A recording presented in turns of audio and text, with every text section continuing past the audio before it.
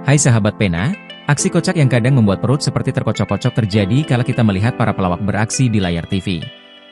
Kecerdasan mereka dalam memainkan kata-kata dan ditunjang dengan ekspresi lucu, menambah kesan hiburan dari atraksi komedi mereka.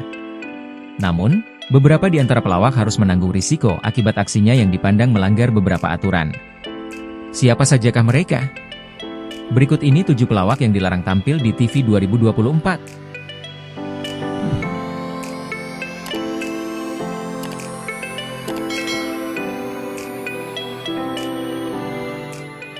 Denny Chandra.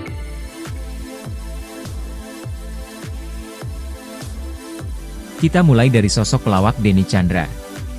Sang komedian ini melejit dan populer di era 80-an dan 90-an bersama grup komedinya, P-Project. Di era 2010-an ke atas, ia pun lama tak muncul di TV. Ia mengaku sempat bangkrut hingga harus menjual seluruh aset miliknya demi bisa bertahan hidup. Tahun 2010 adalah tahun di mana jobnya mulai mengalami penurunan. Mobil-mobilnya pun harus ia jual untuk menyambung hidup. Hingga tahun 2013, ada 5 mobil miliknya ia jual. Bukan tanpa alasan Denny menjual asetnya.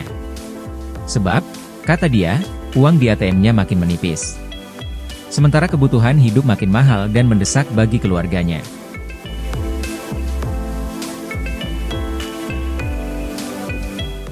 Unang Bagito.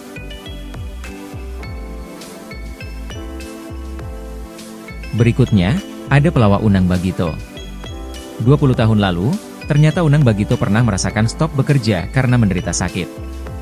Ia pun kesulitan menjelaskan sakit yang membuatnya selama setahun benar-benar berjuang sembuh. Nah, sakit tersebut membuatnya habis-habisan berobat. Habis uang, habis waktu, udah semuanya, ia ungkapnya saat diwawancarai pada April 2024 lalu. Kata Unang Bagito, ia bisa sembuh total dengan pengobatan melalui media Al-Quran. Unang juga bercerita bahwa ia melakukan apapun demi sembuh, agar bisa kerja kembali cari duit. Ia bahkan mengaku sempat ingin mengakhiri hidupnya lantaran kemauannya sembuh seakan-akan sulit terjadi. Pria bernama asli Suhardi Prabowo Sari Unang Kardiman Suwardi Wibowo ini juga pernah tersangkut kasus poligami. Ia nikah tanpa sepengetahuan istrinya. Unang mengatakan bahwa memang tidak ada kisruh yang muncul. Namun hal tersebut yang justru mengantarkan dirinya mengalami masalah finansial yang sangat parah di kemudian hari.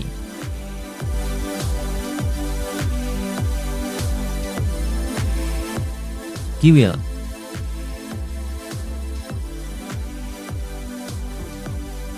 Next, ada sosok Kiwil. Pelawak yang satu ini terkenal karena aksi-aksi kocaknya di masa lalu. Namun, seiring waktu, pamor keartisannya makin redup. Di lain sisi, ia terkenal sebagai pelawak yang gonta-ganti pasangan. Nikah cerai, nikah lagi cerai lagi. Terhitung setidaknya sampai 4 kali Kiwil nikah dan cerai. Karena itulah, citranya sebagai publik figur berimbas terhadap reputasinya untuk tidak dikontrak di acara TV. Kepribadiannya pun dipandang membawa efek kurang baik jika hadir di program-program TV. Di samping itu, isu sedap mengenai dirinya tak menafkahi anak-anaknya juga kencang berembus.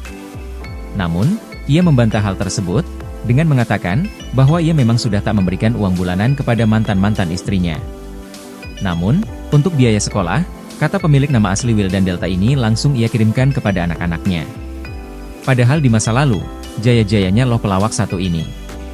Emang roda kehidupan tak berhenti berputar ya guys. Nah saat ini Kiwil diketahui mendalami agama dan ikut pengajian dan dakwah.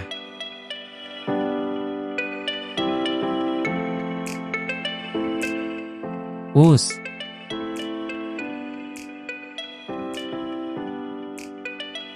Berikutnya, ada sosok Uus yang bernama asli Rizky Firdaus Wijaksana. Kalian pasti udah familiar dengan komedian plus presenter yang satu ini kan Gusi? Ia terkenal karena komedi plesetan dan celotehannya yang bisa dikatakan berani atau pinggir jurang. Banyak orang yang merasa kata-kata Uus lucu dan menggelitik, tapi banyak juga yang menganggap bahwa hal-hal yang disampaikannya terlalu berlebihan. Nah, sosoknya juga salah satu pelawak yang dilarang tampil di TV. Meski kini di konten-konten YouTube, Uus terlihat mengurangi intensitas kata-kata kontroversialnya, tapi di masa jayanya, Uus mendapat masalah karena kalimatnya yang dianggap menyinggung banyak orang.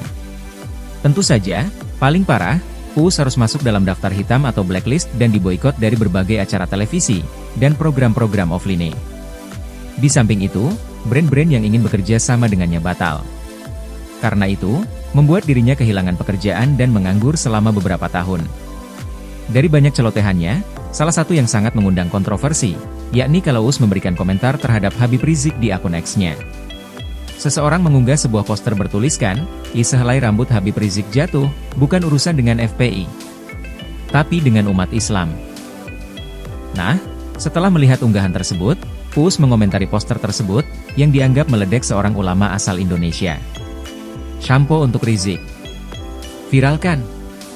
Bantu Rizik beli sampo," ditulis Uus dalam akun X-nya. Ternyata, cuitannya tersebut berbuntut panjang, sehingga membuat namanya masuk ke dalam daftar hitam di beberapa stasiun TV.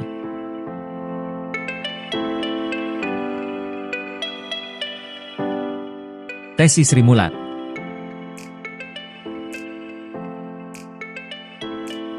Selanjutnya, ada nama Tessy yang merupakan anggota grup pelawak lawas Sri Mulat. Pelawak yang kerap berdandan bak perempuan ini bernama asli Kabul Basuki. Dahulu, Tessy dikenal dengan penampilannya yang menirukan gaya perempuan dan jemari yang dipenuhi dengan sejumlah cincin akik. Nah, dikabarkan kondisi ekonomi Tessy makin memburuk karena dilarang tampil di TV. Tessy mengatakan hal tersebut terjadi akibat ia mengenakan pakaian perempuan dan hal tersebut membuatnya dilarang tampil oleh KPI. Efeknya ia kehilangan seluruh pekerjaannya di TV. 6 tahun nggak dapat kerjaan gara-gara baju perempuan, padahal aslinya laki-laki. Rumah kejual, mobil kejual, habis nggak ada penghasilan sama sekali karena dicekal sama KPI, kata Tessy kala diwawancarai di kanal YouTube milik Maya Estianty. Seperti diketahui, KPI pernah mengeluarkan imbauan yang melarang semua stasiun TV menampilkan sosok pria bergaya wanita. Karena itu, Tessy kehilangan banyak pekerjaan, baik di TV maupun film. Diberitakan sebelumnya, Tessy sempat merasa stres sehingga terjerumus narkoba.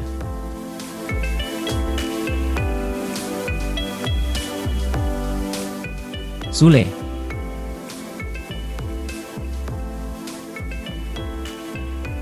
Next, ada nama pelawak senior Enty Sutisna atau dikenal dengan nama Sule. Ia pun mengungkapkan alasan dibalik dirinya yang kini giat membuat konten YouTube. Ia mengaku, menjadi YouTuber saat 2 tahun ia tak mendapat job dari TV yang biasa memberinya pekerjaan. TV itu nggak mau memakai saya lagi, akhirnya mikir gimana bikin wadah sendiri, ucap Sule pada sebuah wawancara. Karena itu, Sule memutuskan untuk membuat berbagai konten digital. Meski awalnya harus mengeluarkan modal dari uang sendiri, Sule merasa tak masalah karena ia yakin dengan prospek positif dari konten digital yang ia buat bersama timnya. Namun, di balik sepi job yang dialami Sule, ternyata imbas dari dirinya yang menolak di-roasting. Sule memang sempat ramai diperbincangkan lantaran dirinya menolak untuk di-roasting oleh Kiki Saputri dalam sebuah acara TV. Sule yang awalnya menerima di-roasting akhirnya menolak. Peristiwa ini terjadi sekitar tahun 2019 silam, di mana warganet pun menyerang Sule dengan berbagai tudingan, termasuk dianggap arogan. Sule sendiri sudah pernah mengklarifikasi dengan menyebut dirinya kala itu sedang banyak masalah pribadi sehingga khawatir tak siap saat di-roasting.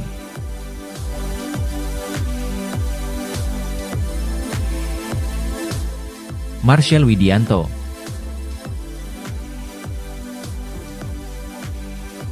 Terakhir, ada sosok komedian Marshel Widianto. Ia sendiri mengakui bahwa dirinya sudah dilarang tampil di beberapa TV di Indonesia. Hal tersebut tak lepas dari kebiasaan buruknya yang kerap telat datang ketika memasuki waktu syuting.